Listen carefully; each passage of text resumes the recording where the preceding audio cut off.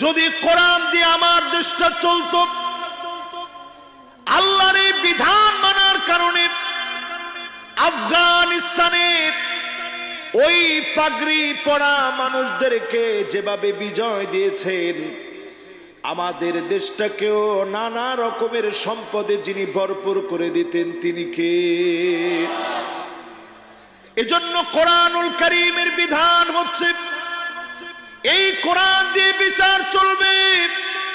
এই কথা শুধু নবীজিকে আল্লাহ শোনায় দেন নাই, আমাদেরকেও শোনায় দিলেন। 10 বছর আল্লাহ নবী শাসন করলেন, দেখা দিলেন। খুলাফায়ে রাশিদিন শাসন করলেন। আজও যদি কোরআন দিয়ে শাসন চলে, দেশের চিত্র যিনি পাল্টায় দিবেন তিনি কে? হেদায়েতের উপরে থাকতে 1 নম্বরে লাগবে কোরআন। এই কোরআন এস্টাবলিশ করতে প্রথম লাগবে কোরআনের আইনকে জমিনের মধ্যে এস্টাবলিশ করা, ঠিক কিনা বলেন? 2 নম্বরে ওয়ালা তাত্তাবি আহওয়াহুম, মন গড়া বিচার করা যাবে না। রাতের অন্ধকারের বিচার চলবে না।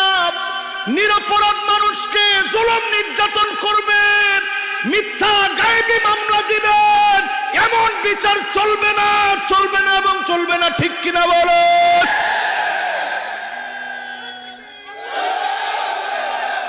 যেইভাবে তাকবীর দিছেন বোঝা যায় মিথ্যা বিচারের পক্ষে একটা লোকও আমরা সমর্থন করি নাই, ঠিক কিনা বলেন? ঘরের ভিতরে লোকটা নাই, 20টা-25টা গায়েবী মামলা হয়ে গেছে। এই বিচারের নাম হচ্ছে মন গড়া বিচার। আমি কিন্তু কোন রকমের কোরআনের আয়াতের বাইরে একটা শব্দ আমি বলি নাই। হাফেজ ও কোরআনরা বলো, এই আয়াত কি কোরআনের ভিতরে আছে না নাই?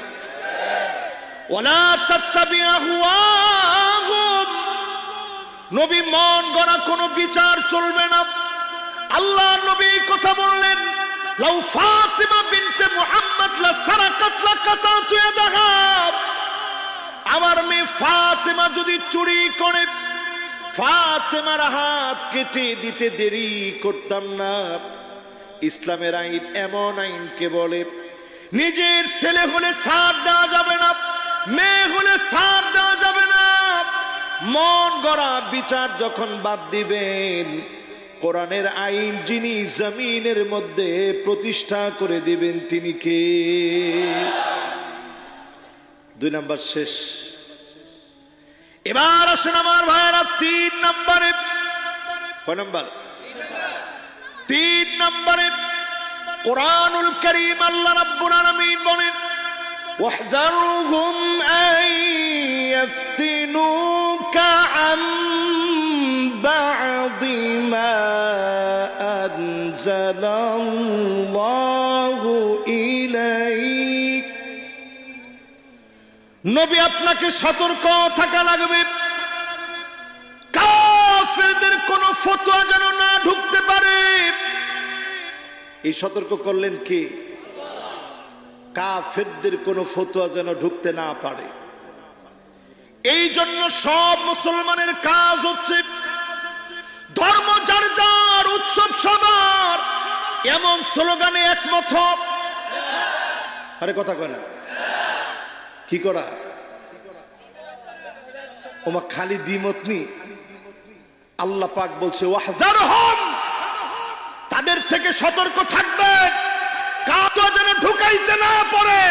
লেনিনের কোন আদর্শ, মাও সেতুংয়ের কোন আদর্শ, কার্ল মার্কসের কোন নীতি, ডারউইনের বানর তথ্য, শরীফের গল্প মুসলমান মেনে নেয় নাই, ঠিক কিনা বলে?